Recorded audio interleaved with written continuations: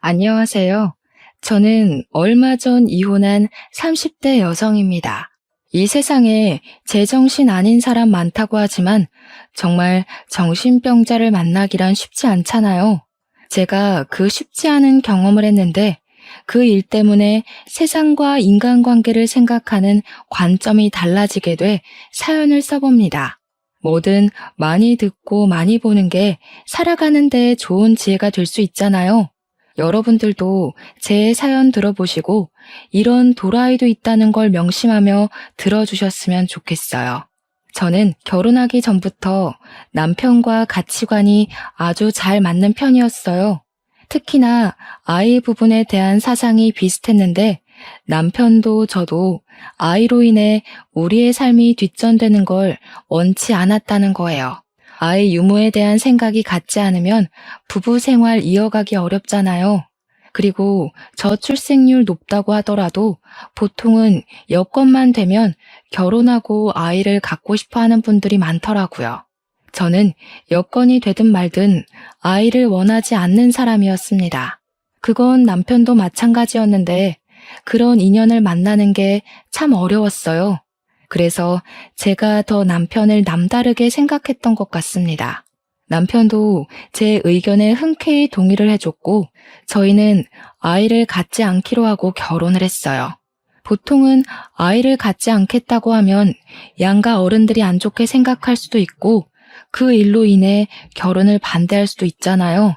신기하게도 저희 부모님은 물론 시가에서도 저와 남편의 뜻을 존중해 주셨어요.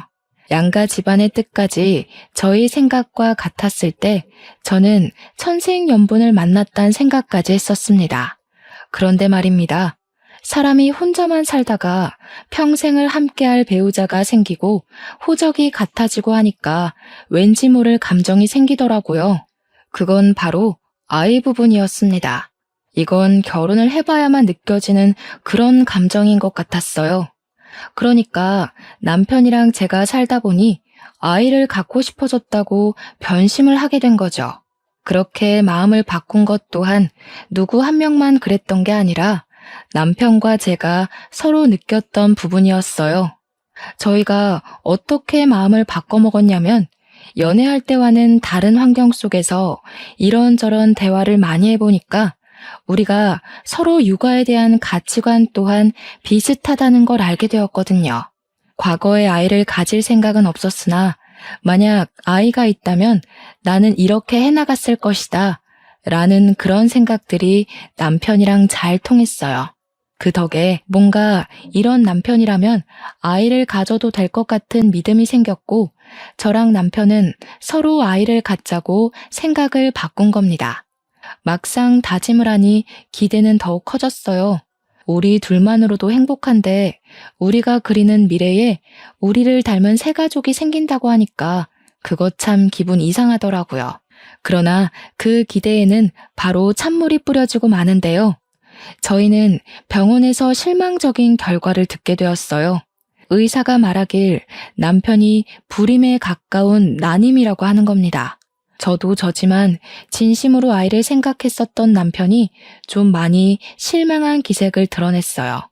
그래도 원래 우리가 결혼 전부터 아이를 계획했던 건 아니라서 저는 남편한테 괜찮다고 위로를 해줬습니다. 아쉬운 건 아쉬운 거고 안 되는 건 안 되는 거잖아요. 식구들은 당연히 우리 사이에 아이를 원하고 있었는데 저희가 아이 낳겠다고 생각을 바꿨을 때 양가에서 저희보다 더 좋아해 주셨거든요. 검사를 하고 난 후에는 차마 양가 집안에 알리지 못하고 있었는데 한날 시부모가 검사받은 걸 기대하면서 우리더러 아이 얘기를 한 적이 있었어요. 그런데 남편이 생각보다 상심이 컸는지 시부모가 찍소리도 못하게 설명해서 입을 막더라고요. 나 불임이야. 아기 못 가지니까 기대는 안 했으면 좋겠어. 원래부터 아기 생각은 없었는데 막상 아예 못 가진다고 하니까 기분이 좀 이상하더라. 웬만하면 내 앞에선 아이 얘기하지 말아주라. 남편의 솔직한 고백에 그때 분위기는 정막 그 자체였습니다.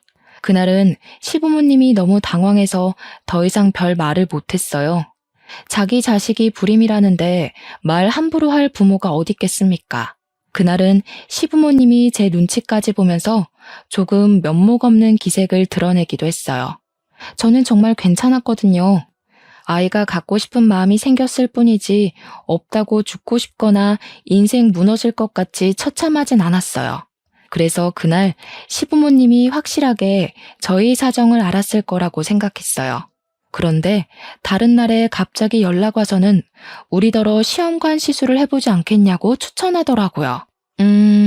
시험관이야 도전해볼 수는 있겠죠. 그런데 그 부분에서 저와 남편 생각은 또 같았어요. 저희는 아이 얻고자 고된 고생까지 하면서 절망하고 애쓸 생각은 없었습니다.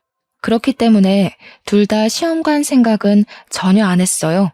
시모가 반복해서 물어봐도 저는 이미 남편과 뜻을 맞췄기에 시험관 안 하겠다고 확실하게 의사표시를 했습니다. 근데 시모는 노력하지도 않으려는 제 태도가 마음에 안 드는지 좀 기분 안 좋은 소리를 하시더라고요. 그래도 네가 큰 며느리 아니냐. 밑에 작은 애 집에서 먼저 애 생기면 눈치 안 보일 것 같아? 너도 너지만 너 때문에 우리 집 장남 이미지까지 망칠 수는 없잖니. 망치다니요? 제가요?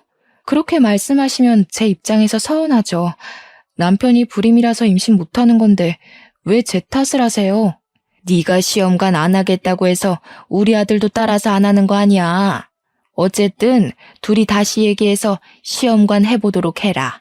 사람이 살아가는데 순리가 있는 법인데 무슨 말도 안 되는 고집을 부린대? 시모가 생각보다 고집스럽게 나와서 솔직히 아주 황당했습니다. 저희가 결혼하기 전에 양가 어른들에게 아기 갖지 않겠다고 말씀드렸거든요. 그때는 시모도 쿨하게 허락을 하셨어요. 근데 갑자기 이렇게 고집을 부리는 것이 조금 이해가 안 가서 당황했습니다. 심지어 그날뿐만이 아니었어요. 시모는 이런 식으로 저만 가지고 자꾸 시비를 걸었습니다. 어이가 없어서 한 번은 남편한테 얘기를 해줬는데 남편은 그저 시모가 하는 말 전부 다 쓸데없는 말이니까 무시하라는 대답뿐이었어요. 그래야 하나 싶어서 저도 그냥 시모 말을 한 귀로 듣고 한 귀로 흘리는 걸로 스트레스를 해소했죠. 그런데 제가 그저 쉬쉬하며 넘기니까 이 상황이 점점 우스워지더라고요. 제게만 임신을 종용하는 시모가 갈수록 이해하기 어려운 짓을 했는데 그게 뭐냐면 시가 친척들 앞에서만 저에 대한 태도가 달라진다는 겁니다. 시댁에는 친척들이 좀 많아요. 명절이나 제사를 하면 저희 집에 식구들이 모였는데 다들 집 가까이 살아서 그런지 친척들이 서로 인연이 깊더라고요. 그 말은 즉 서로에게 간섭도 많다는 뜻과 직결되는데요. 그래서 저랑 남편 사이에 아이가 없다는 것도 벌써 친척들 귀에 다 들어갔더라고요. 장남 집안이라서 빨리 아이를 가져야 하는데 왜 아직 아기가 없냐고 많이들 물었습니다. 그 질문은 해가 바뀔수록 더 심해졌고 날카롭게 날라왔어요. 저는 초반에 친척들이 그런 식으로 물을 때면 남편의 흉을 보고 싶지 않아서 굳이 남편이 불임이라는 건 들추지 않았어요. 그냥 아직 아이 생각이 없다는 식으로 돌려서 말했습니다. 그런데 그때마다 시모가 나서서 보이는 반응이 있었는데요. 며느리 힘들 것 같아서 내가 손주는 굳이 없어도 된다고 했어. 요즘 세상에 부부끼리 잘 살면 그걸로 되는 거지 뭘 굳이 애가 있어야 돼. 시모가 친척들 앞에서 제 생각을 끔찍하게 해주고 있는 것처럼 말을 하는 게 문제였어요. 물론 다른 사람 앞에서 저를 챙기는 척하는 것이 고나리질하는 것보다 낫다고 생각하는 사람들도 있겠죠. 그런데 고나리질은 고나리질대로 당하고 남들 앞에 설 때만 이렇게 가식적인 친절을 보인다면 생각이 달라지실 겁니다. 이렇게 앞뒤 다른 시모 때문에 친척 어른들이 제게 더 잔소리를 했어요. 세상에 너희 시모 같은 사람 없다는 둥, 아무리 손주 욕심 없다고 해도 손주 보고 싶은 게 시모 마음인데 그걸 몰라준다는 둥, 왜 효도를 너네들이 받고 있냐는 둥 말입니다. 저보고 시모 생각해서 손주 가지려고 노력이라도 해보라고 얼마나 도건을 날리는지 몰라요. 기가 찼지만 오랜만에 뭉친 식구들 분위기를 망칠 수 없어서 어찌어찌 넘겨왔습니다. 이렇게 시가 사람들한테 기분이 상하면 제가 누구한테 속풀이를 하겠습니까? 당연히 남편한테 하겠죠. 그래서 늘 명절이나 시가에 큰 행사가 있고 난 후면 저도 모르게 남편한테 툴툴 털어놓게 됐어요. 그럴 때마다 남편이 사과를 해주기는 합니다. 근데 결국 그 사과도 저를 설득해서 시모를 이해해달라는 의미뿐이에요. 원래 부모가 자식 생각하는 마음이 다 그런 거 아니겠어? 손주 못 낳아주는 거 미안하긴 하니까 그냥 우리 엄마 하고 싶은 대로 두자. 내가 당신한테 더 잘할게. 친척들 다 모이는 날 아니면 어르신들한테 잔소리 들을 일 없잖아. 그럴 때만 당신이 그냥 효도한다 생각하고 좀 참아줘. 그럼 욕먹는 건 나야. 어르신들이 갈수록 나만 버릇없는 며느리를 볼 거 아니야.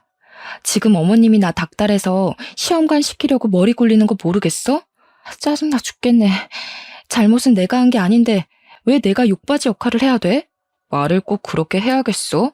당신 말은 지금 내 잘못이니까 내가 욕바지 해야 된다는 거야? 그럼 당신은 고자 남편 있다고 동네방네 소문나도 상관없어? 당신만 살고 나는 망신당해도 상관없냐고. 내 말은 우습고 당신 하는 말은 안 이상해? 당신이야말로 당신 욕먹을 바엔 내가 욕먹는 게 낫다고 생각하는 거잖아. 나더러 평생 불효자라 욕먹으면서 살라는 거 아니냐고. 좀 그러면 어때서? 나도 친정 가서 욕먹을 거 먹을게. 여긴 우리 식구 집안이잖아. 고자보단 불효자가 낫구만. 그걸 이해 못 해주냐? 결국 남편의 사과는 제가 처음 불만을 트기 시작했을 때 한 번뿐이지 그 뒤의 얘기는 전부 이런 식의 대화였습니다. 기가 찬 소리 하는 건 남편도 마찬가지였으니 저는 속풀이라는 의미로 남편과 다투는 날이 점차 늘어갔어요. 남편이 아이 욕심이 병적으로 강하지는 않았지만 아마 자기도 고자 소리는 창피한 듯 보였습니다. 은근슬쩍 제 입을 막으려고 했고 시간이 갈수록 시모 편을 드는 건 점점 더 도드라진 모습이었어요. 그 와중에 시모는 계속해서 시험관을 조르고 있는 상황이었는데요. 문득 그런 생각이 들더라고요. 임신은 나만의 문제가 아닌데 왜 자꾸 나만 임신으로 인해 스트레스에 시달려야 되는 건지, 쓰레기가 되어야 하는 건지 억울하더라고요. 그래서 한날은 시모가 집에 들러서 남편이 좋아한다는 파김치 좀 가져가라 부른 적이 있었는데 그날 또 시험관 얘기를 하길래 시모한테 직접 말했습니다. 언제는 저희 부부끼리만 잘 살면 된다면서요. 손주 필요 없다면서요. 저희가 결혼하기 전에 다 말씀드렸는데 갑자기 이렇게 집착하시는 이유가 뭐예요? 저랑 남편이 변심하지 않았으면 원래 없었을 손주예요. 처음엔 애 없이 둘만 살고 싶다고 시작하는 부부가 어디 한둘인 줄 알아? 그 사람들도 나중에는 다 생각 바뀌어서 애 갖는다. 너희들도 그럴 거라 생각해서 허락해 준 거지. 그건 어머님이 멋대로 판단하고 결론 내리신 거네요. 다시 말씀드릴게요. 아이 갖고 싶다고 중간에 마음 바꾼 건 맞지만 시험관까지 하면서 갖고 싶은 생각은 없어요. 남편도 그 일 때문에 스트레스 많이 받고 있으니까 그만 좀 하세요. 어머님이 자꾸 제 문제인 것처럼 소문내서 저도 힘들다고요. 내 아들이 진짜 애 안 갖고 싶어서 그러는 줄 아니? 네가 좀 남편 위해서 희생해주면 되는 거를 무슨 고집이 이렇게 세? 그 사람들이 얼마나 말 많은 사람들인데 내가 정신 나갔다고 우리 아들 문제 있다고 떠벌리겠어? 이런 거 서로 포용해주라고 부부를 하는 거야. 부부끼리 서로 보듬어주라고 하는데 시모가 하는 말은 모두 자기 아들을 위한 얘기가 아닙니까? 자기 아들이니까 자기 아들을 감싸는 거 이해해요. 그렇다고 그걸 다른 집 귀한 자식한테 강요하면 안 된다고 생각하거든요. 그럼 저는요? 어머님이 이상하게 돌려 말씀하셔서 어르신들이 저만 욕하잖아요. 어머님이 말씀하시는 것에서 제가 득보는 건 뭔데요? 전부 다 어머님 좋은 일, 남편 좋은 일만 늘어놓고 계시는 거 스스로 안 느껴지세요? 그렇게 억울하면 시험관 하라니까. 네가 애만 가지면 내가 왜 너를 들들 볶겠냐. 내가 너 때문에 요즘 통 잠을 못 잔다. 네가 우리한테 피해주고 있는 건 왜 생각 못하니? 억울하고 분하면 임신을 하라니. 무슨 말만 하면 기승전결 임신, 임신, 임신. 시모는 얼마나 열이 받았는지 제 얼굴에 침까지 튀기면서 손가락질을 했습니다. 저 때문에 집안 사람들 얼굴 보기 창피해서 못 살겠다고 하더군요. 그런 와중에 제가 따박따박 대꾸하니까 더 화가 났는지 갑자기 파김치통을 제게 던져버리더라고요. 저도 모르게 그 통을 받았는데 저야말로 시모 행동에 열이 받아서 그걸 그대로 바닥에 던져버렸어요. 그러자 파김치 통 뚜껑이 열리면서 바닥에 파김치가 쏟아졌고 시모 양말을 흥건히 적셨습니다. 경고하는데 한 번만 더 저를 그런 식으로 말씀하시면 남편 고자라고 다 말할 거예요. 그리고 이건 안 들고 갈게요. 뭐 쏟아져서 먹을 수도 없겠지만 씨 없는 수박 뭐가 이쁘다고 반찬을 챙겨주세요? 애초에 남편 씨만 좋았어도 어머님이랑 저 사이에 이런 불상사는 없었겠죠? 근본 문제가 뭔지 똑바로 생각해 보셨으면 해요. 저는 결국 빈손으로 왔다가 빈손으로 나가야 했습니다.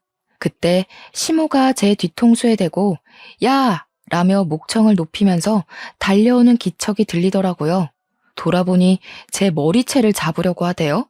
그래서 바로 피해버렸어요. 그니까 시모가 허둥지둥대면서 바닥에 꽈당 넘어지는 게 아니겠습니까? 시모가 뛰어온 길에는 파김치 국물로 엉망이 되어 있었습니다. 꼴 좋았어요. 제가 만약 못 피했다면 저는 시험관 안 한다는 이유로 불효자로 욕먹고 내조 못하는 아내로 찍히는 걸로 모자라 시모한테 두들겨 맞기까지 했을 거 아닙니까? 호구같이 당해주기 싫었어요. 정말 황당한 상황이잖아요. 조선시대도 아니고 이런 억울한 누명을 누가 참고 있겠습니까? 넘어진 시모를 살펴주지도 않고 저는 매몰차게 집으로 돌아왔어요. 그런데 제가 제 의사 표현 좀 했다고 시모가 많이 성난 건지 그걸 남편한테 고자질했더라고요. 남편이 퇴근하고 오는데 손에 새로운 파김치통이 들려 있었습니다. 시댁에 들렸다가 오는 길 같았어요. 남편은 파김치통을 제가 보는 앞에 팍 내려놓더니 화가 났다는 표시를 잔뜩 했습니다. 당신이 우리 엄마 허리 다치게 했다며? 왜 계속 우리 엄마랑 싸우려 드는 거야? 그냥 곱게 내내할 수는 없냐? 엄마가 아들 고자인 거 남들한테 말하는 게 창피할 수도 있는데 그것도 하나 이해 못 해주냐고. 어머님이 말을 또 그렇게 하셨네? 어머님 소설가 하셔야겠어. 어쩜 그렇게 자기 위주로 이야기를 잘 지어내실까? 나 꼭 사기 결혼당한 기분이야. 결혼 전에 우리 뜻 존중해주던 어머님은 어디 가셨대? 지금 비꼬냐? 젊은 네가 좀 이해해줄 수 있는 걸 꼭 그런 식으로 말해야 했어? 대체 불효자로 욕먹는 게 뭐 대수라고 이렇게까지 해? 친척 어른들을 맨날 만나는 것도 아니고 내가 좀만 참으라고 했잖아. 내가 친척 어른 만나는 것 때문에 이러는 거라고 생각해? 어머님이 당신 흠 덮으려고 나를 싹 수 없는 애로 만들고 있는 게 문제잖아. 아들 문제 숨기고 싶다고 거짓말을 하는 건 아니지. 내가 시댁 종도 아니고 왜 남을 위해서 기꺼이 욕먹는 걸 감수해야 돼? 남? 진짜 말 짜증나게 한다. 이런 게 부모 자식 간의 애정이야. 부모 사랑 못 받고 자란 애처럼 왜 이래? 아, 장인어른 장모님은 당신한테 하자가 있어도 나 몰라라 했었나 보지? 끝내 친정 부모님까지 욕보이는 남편에게 진심으로 기분이 상한 저는 제가 무슨 말을 해도 남편이 내 말을 안 들어주겠구나라는 걸 깨달았습니다. 남편도 시모처럼 이미 자기 이미지 지키는 데에 저를 이용하는 것을 당연하게 생각하고 있었어요. 마치 저를 문제아처럼 말하고 있었지만 저는 똑똑하고 정상적인 부모님 밑에서 자랐기 때문에 이 집이 잘못되었다는 걸 온몸으로 느낄 수 있었죠. 그래? 그런 게 조건 없는 사랑이고 효도구나. 거짓말을 해서라도 내 사람 안 쪽팔리게만 해주면 되는 거네? 어머님, 아버님이 자식한테 참 좋은 거 가르쳐 주셨어. 나는 나 쪽팔린다고 가족을 공경에 빠뜨리란 교육은 못 받았거든. 우리가 자식 낳으면 우리 애한테도 그런 식으로 가르칠 거야? 이건 나랑 좀 생각이 다른데. 비꼬지 말라고. 네가 이런 사람인 줄 알았으면 결혼도 안 했겠지만 이미 늦어버렸으니 너랑은 애 낳을 일 절대 없어. 너 같은 게 하나 더 생길 생각하니까 아주 치가 떨린다. 남편은 제게 손찌검을 하고 싶어 했는데 스스로 조절하면서 방을 나갔습니다. 그때부터 저희는 각방을 사용했어요. 서로 아는 체도 안 하고 밥도 따로 먹었습니다. 그렇게 좀 잠잠한 시간을 보내나 싶었어요. 남편이랑 다투니까 시모한테도 연락이 안 와서 그건 좀 좋더라고요. 아무래도 남편이 제 고집 때문에 시모한테 임신 얘기하지 말라고 경고를 한 것 같았습니다. 그걸 어떻게 눈치챘냐면 그래도 시댁에서 하는 제사는 가야 되잖아요. 거기서 시모가 제게 말 한마디 안 하고 행동으로만 행주 툭 던지고 국자 툭 던지고 할 때 눈치를 챘어요. 그러거나 말거나 무시했습니다.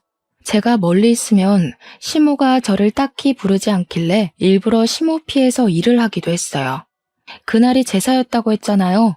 그래서 시댁이 큰 집이었던지라 역시나 친척 어른들까지 오는 날이었는데요. 친척 어른들은 지난번에 봤을 때보다 더 제게 냉랭한 태도를 보였습니다. 아예 제 인사도 안 받아주는 것 같은 느낌을 받았어요. 처음엔 기분 탓이겠거니 했는데 제가 직접적으로 누구를 지정해서 말을 붙여보아도 대놓고 모른 채를 하시더라고요. 사람 무안할 만큼이요.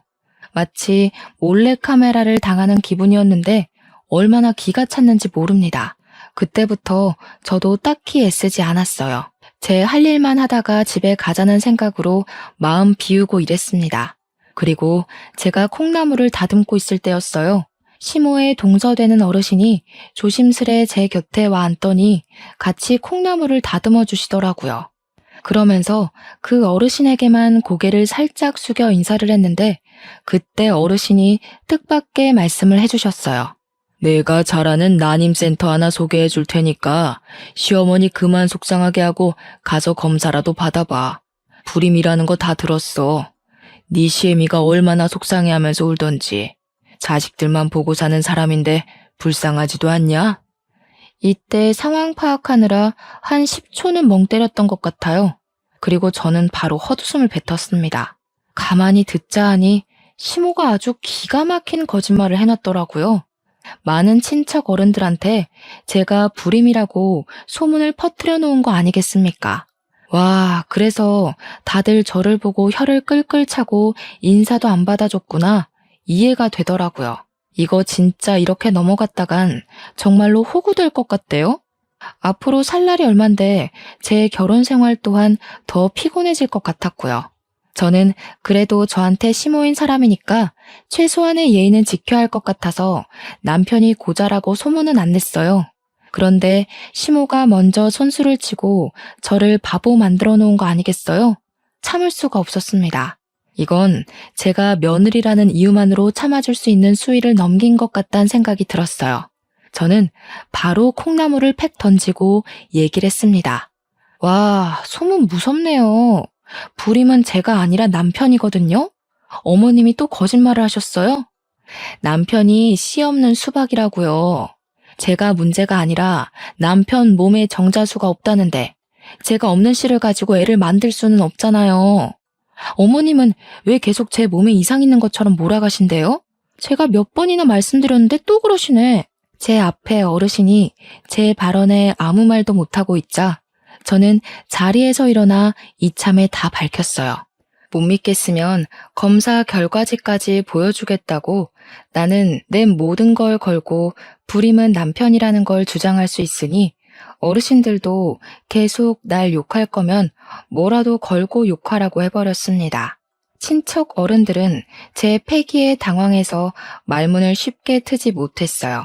그땐 시모가 화장실 가고 없었던지라 저를 더 이상하게 쳐다봤습니다. 이것도 어머님이 거짓말일 거라고 하던가요?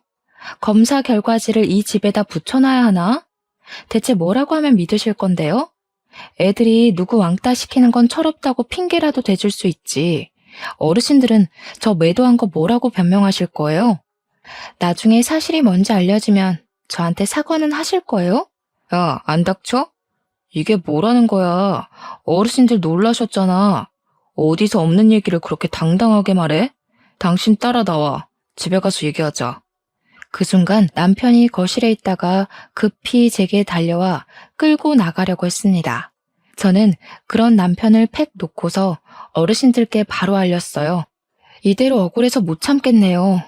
검사 결과지 지금 휴대폰이 있는데 보실래요?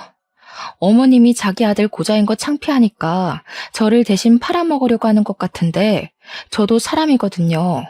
이런 식으로 이용당하면 기분 엄청 나빠요. 똑똑히 들으세요. 불임은 제가 아니라 남편이라고요. 그리고 그 타이밍에 시모가 화장실에서 나왔습니다. 친척 어른들은 뭐가 진짠지 모르는 얼굴을 하고 있었어요. 그럼에도 팔은 안으로 굽는다고 곧 제가 행패를 부리고 있다고 생각해 저만 이상하게 쳐다보았죠. 그 상황에서 남편이 저를 잡아 끌고 다시 자리를 벗어났는데요. 신발을 신을 때쯤 어른들이 시모한테 이 집 장남이 불임이었냐고 묻는 걸 들었습니다. 이미 그것만으로도 시모는 충분히 곤란했을 겁니다. 그리고 밖으로 나온 남편은 저를 엘리베이터 앞에서 놓으며 쪽팔린다고 집으로 가라고 했어요. 어머님이 내가 불임이라고 소문냈더라. 내가 그걸 웃으면서 내내 했어야 했어? 아, 당신도 내가 욕먹는 걸 바랬었지? 내가 지금 호랑이 굴에 혼자 들어간 건가? 어떻게 다 나를 못 잡아먹어서 안달이래? 그렇다고 꼭 그렇게까지 할 필요는 없었잖아. 예의 없게 어르신들 앞에서 그게 무슨 행패야? 가서 사과할 거 아니면 당장 돌아가. 당신 데려다 줄 기분 아니니까 걸어서 가든지 버스 타고 가든지 알아서 해. 나는 사실을 말했을 뿐인데 아직도 억울하네. 여기서 봐주면 어머님이 나를 아주 등신으로 보고 더 소설 쓸 것 같은데 지금도 안 해서 뭐라고 변명하고 계실지 몰라. 나는 어머님이 나한테 사과할 때까지 절대 그만할 생각 없으니까 당신이야말로 잘 판단해. 제가 말을 함부로 놀리자 남편이 성질났는지 제 뺨을 때렸습니다. 안 그래도 친척들 앞에서 고자라 까발려져 화가 났는데 제가 사과는커녕 바락바락 대드니까 참을 수 없었나 봅니다. 남편은 제게 사과도 안 하고 그대로 돌아서 집으로 들어가 버렸고 저는 억울한 마음에 눈물 글썽이며 한참 서 있다가 집으로 돌아왔습니다. 남편이랑 같은 공간에 있기 싫어서 친정을 찾아갔어요. 친정은 논을 마주보고 있는 주택인데요. 복잡한 도심 속에 살다가 고향을 찾으면 그나마 머리가 식는 기분이라 스트레스가 극에 달할 때마다 찾는 곳입니다. 늦은 시간에 찾아갔는데도 친정 부모님은 저를 반갑게 맞이해줬어요. 부모님을 보니까 그간 악으로 깡으로 버텨왔던 서름이 한순간에 터져나왔어요. 인사도 못 드리고 눈물부터 보이자 친정 부모님은 제가 굳이 말 안 해도 결혼 생활이 많이 힘들다는 걸 알아봐 주시더군요. 아휴, 김서방이 잘 좀 할 것이지. 우리 딸 얼굴이 왜 이렇게 안 좋아? 밥은 먹었니? 사돈집에서 제사 지낸다더니 무슨 일이 있었던 거야? 엄마, 나 진짜 서러워서 못 살겠어. 이렇게 평생 살아야 되는 게 너무 싫어. 나 이제 어떡하지? 내가 고른 남잔데도 너무 꽝이라서 싫은데 어떡해? 나 진짜 이대로 평생 불행해야 되는 거야? 저는 마치 철부지 시절로 돌아간 것처럼 부모님께 제가 당해왔던 부조리함을 다 밝혔어요. 친정 부모님은 제 말을 묵묵히 들어주면서 제 편이 되어주셨습니다. 그럼에도 마음이 독하지 못한 분들이라 시댁을 찾아가서 뒤집어 엎는 짓까진 안 했어요. 그저 제 말에 시댁으로부터 감정만 상하셨고 저를 위로해주는 데에 더 열과 성을 다했을 뿐이었죠. 그것만으로도 저는 사실 위로가 되었습니다. 이젠 누굴 뒷담하고 탓하는 게 지쳤는데 그런 제게 부모님 곁은 누굴 흉보지 않을 수 있는 쉼터 같은 곳이었으니까요. 그렇게 부모님 집에서 하룻밤 자고 출퇴근을 해도 남편한테는 따로 연락이 안 왔습니다. 진짜 웃기게도 시댁에서도 연락이 오지 않았어요. 마치 내가 누군가의 며느리, 누군가의 아내였나 싶을 만큼 잠잠했어요. 그제야 제가 시댁에서 얼마나 보잘것없는 위치였고 존재였는지가 파악이 되더라고요. 너무 짜증이 나서 그냥 이혼해버리자 그렇게 마음먹고 그날 바로 이혼 합의서를 준비했어요. 꼴보기 싫은 사람들 안 보고 합의서에 도장 찍을 순 없을까? 그 고민만 남은 저는 며칠간 같은 생각만 되풀이하느라 거의 멍 때리면서 지냈어요. 그러던 어느 날엔 평소와 좀 다른 일이 발생했는데요. 여느 때처럼 퇴근하고 친정집을 가는데 친정집을 가는 마을버스가 목적지까지 못 가고 멈추는 겁니다. 그때부터 버스 안 사람들이 웅성거리기 시작했는데 뭔가 싶어서 차 앞쪽을 봤더니 소방차가 보였고 그 뒤로 검은 연기가 자욱했어요. 화재가 난 것이랍니다.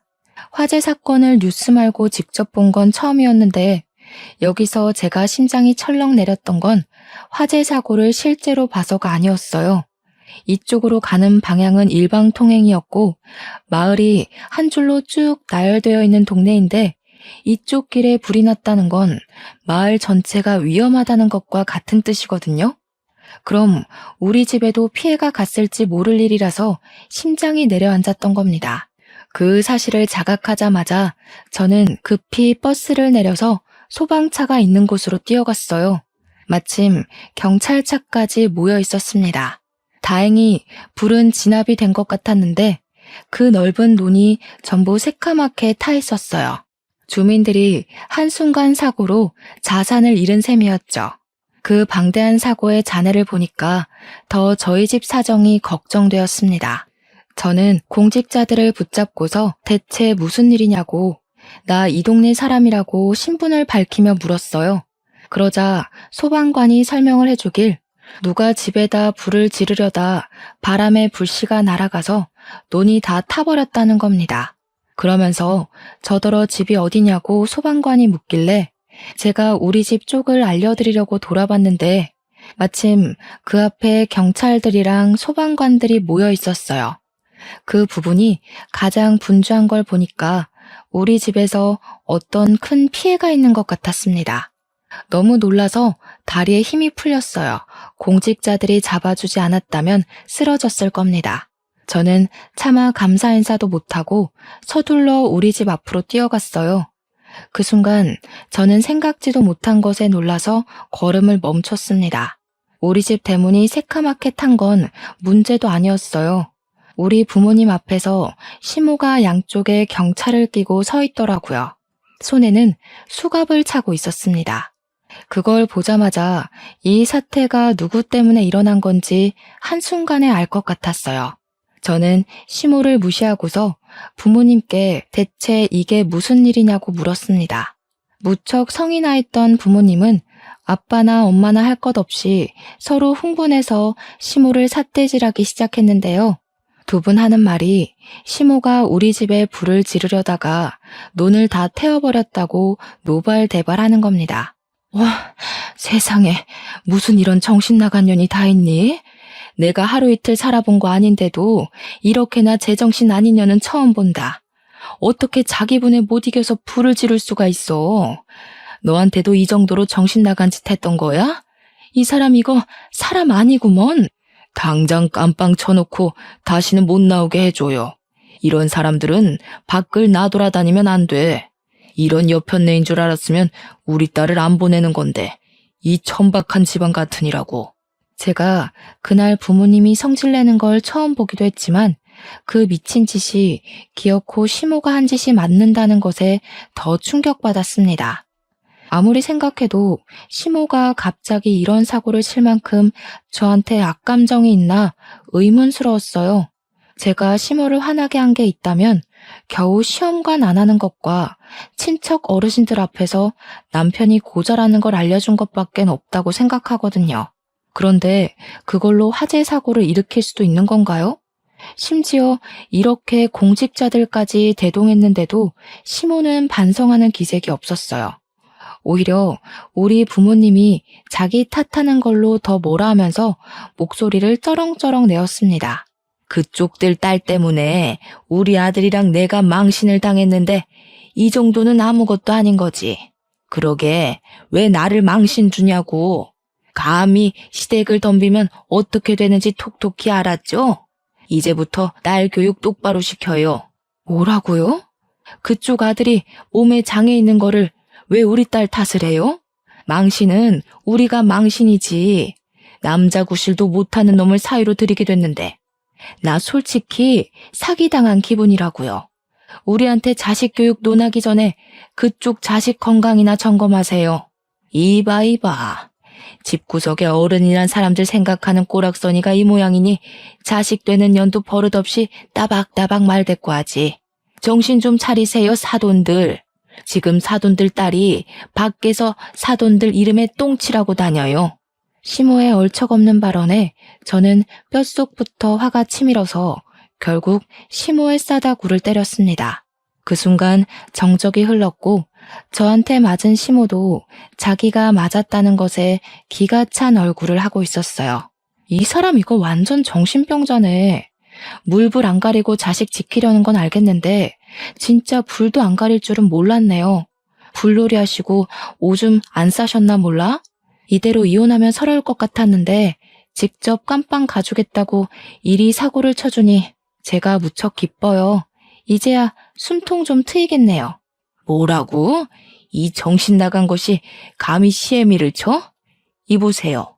보셨죠? 당신들 딸내미가 이 모양이야. 경찰 선생님들도 보세요. 정신 나간 건 내가 아니라 이 여자라고요. 날 잡을 게 아니라 전연을 잡아야지. 저는 이 사람 때문에 우리 부모님이 하마터면 큰 변을 당했을 뻔했다는 생각에 소름이 돋아서 반대편 뺨을 한 대 더 쳐줬습니다. 시모는 난생 처음 사람한테 맞아봤는지 얼떨떨해 하면서도 기분 나쁜 표정으로 저를 노려봤어요. 눈물까지 찔끔 나 있는 걸 보니 아팠나 봅니다. 사람 목숨 가지고 장난쳐놓고 고작 뺨 쳐맞는 게 억울하세요? 사람 억울하게 만드는 거 전문이신 분이 뺨 좀 맞았다고 억울해하니까 웃기네요. 그래도 아들 고자 얘기는 좀 묻히겠어요. 전과자 타이틀이 너무 세서 말이죠. 말 많은 집안에서 전과자 얘기가 얼마나 맛있는 소재일까? 우리 집 사람들이 고작 형편없는 년 말에 넘어갈 것 같아? 내가 억울해진 거 누구보다 우리 식구들이 더 잘 알아. 나 이대로 안 넘어간다. 우리 식구들이 너 가만 안 둘 테니까 각오하고 있어. 아줌마 식구들이 과연 아줌마 말을 믿을까요? 제가 볼 땐 여기 수십 명의 피해자들과 공직자들 말을 믿을 것 같은데요. 혼자 정신 나가서 불지른 건 사실이잖아요. 쓸데없는 고집 그만 부리시고 이제 그만 가보세요. 아줌마 때문에 바쁜 사람들 다 집에도 못 가고 있는 거 안 보이세요? 제 부탁으로 경찰들과 소방관들은 시모를 끌고 자리를 이동했습니다. 그 와중에 시모는 계속 저와 저희 부모님께 욕을 서슴지 않았어요. 그때 남편이 사람들을 뚫고 나타났습니다. 아마 시모가 사고를 치고 난 후 남편한테 미리 연락했던 모양이에요. 남편은 이미 상황을 다 알고 있었고 바로 제 앞에서 무릎 꿇고 앉더니 살려달라고 빌었습니다. 여보, 내가 미안해.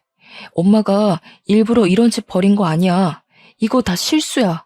친척 어른들이 내가 불임인 거 다 알아서 엄마가 홧김에 그런 거야. 너도 이 상황이 고의일 수 없다는 거 알잖아. 제정신이 아니고서야 어떻게 불을 지르겠어. 너는 몰랐겠지. 나는 네 엄마 제정신 아닌 거 알고 있었어. 내가 몇 번이나 너한테 언지를 줬는데도 너는 너네 엄마 감싸두느라 바빴잖아. 실수든 고의든 지금 상황에서 그런 건 소용없어. 네 엄마가 정신 나가서 이 동네 사람들 자산 날려먹은 걸 탓해. 너희 집안은 멍청한 네 엄마 때문에 망하는 거야.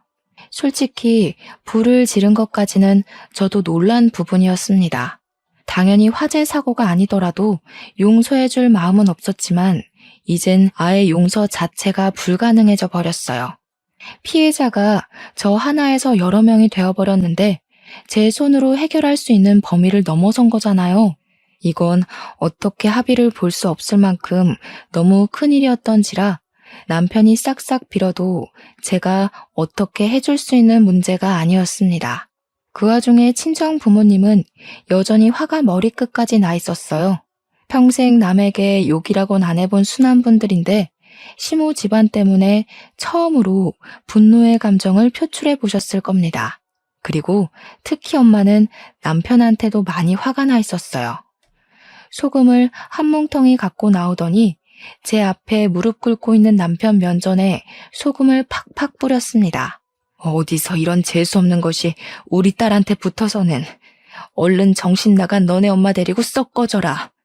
저 아줌마 아무래도 진짜 정신병 있는 게 분명하니까 병원에 쳐넣든지 감옥에 쳐넣든지 다시는 세상 밖에 못 나오게 가두라고. 남편은 엄마한테서 도망치듯 자리를 벗어났습니다. 나중에 들려온 소식인데 남편이 시모를 데리고 진짜로 정신병원을 갔다고 하더라고요. 거기서 아주 충격적인 진단 결과가 나왔는데요. 시모한테서 분노 조절 장애에 소시오패스 기질이 있다는 진단이 나온 거 아니겠습니까? 좀 충격이었어요. 남의 돈에 좋아 보이려고 이미지 관리를 엄청 한다는 건 알았지만 그게 강박증이었을 만큼 정신병을 갖고 있는지는 몰랐거든요. 사실 처음엔 감형받으려고 수쓰는 건가 했어요. 근데 지난날의 시모 모습을 곰곰이 생각해 보니 정신병이 아니고서야 설명할 수 있는 말이 없긴 하네요. 그건 그거고 우리 친정집이랑 동네 사람들의 다 타버린 돈은 제대로 배상해야 되잖아요. 저는 당연히 남편에게 이혼 소송을 했고 시모는 방화죄와 우리 집 기물 손괴죄로 기소가 되었는데 감옥시설에 소속된 정신과 전문의에게 치료를 받게 되었다고 해요. 그리고 그 집안은 저희 동네 논에 대한 보상 때문에 완전 빚더미에 앉았다고 합니다. 그 논 땅덩어리가 굉장히 크거든요. 아마 파산난 전 남편의 집안을 살리려면 시가 친척들의 도움까지도 필요할 거예요. 시모가 그렇게 잘 보이고 싶어 했던 시가 친척들이 과연 쫄딱 망한 집안을 도와줄지가 의문이네요. 그쪽 집안이 상상 이상으로 망해버린 건 저한텐 좋은 일이었지만 한편으로는 그놈들 때문에 괜히 우리 동네 사람들까지 피해보게 만든 것 같아서 마음이 안 좋았습니다. 시골 구석이다 보니까 다들 안면 트고 지냈거든요.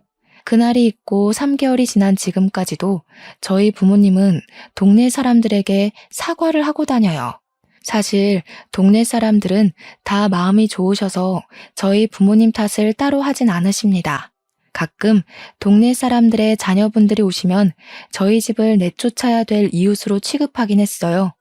특히 명절 때 이 동네에 사람이 많아지면 소문과 눈초리도 같이 무성해졌어요. 저희 부모님이 일부러 바깥을 더 안 나가시는 걸 알게 됐을 땐 제가 결혼을 한 것에 대해서 죽을 듯이 후회를 합니다. 저는 왜 하필 결혼을 해도 그런 집사람들이랑 엮여서 우리 부모님한테 피해를 줬을까요? 이쯤에야 문득 전 남편이 주야장천 말했던 불효자란 말이 맞는다는 생각도 들더군요. 다른 건 몰라도 우리 부모님 노후가 편안해질 때까지는 제가 계속 친정에서 지낼 것 같아요. 제가 문제의 원인인데 저만 이 동네에서 쏙 빠질 수가 있나요? 제가 몰고 온 똥 제가 치워야죠. 비록 해피엔딩인 사연은 아니지만 그래도 열심히 살고 있고 이웃들에게 용서받고자 애쓰고 있으니 청취자분들도 저희 가족에게 응원 한마디씩 해주시면 좋겠습니다. 늘 행복하시길 바라면서 긴 글 마무리할게요. 들어주셔서 감사합니다.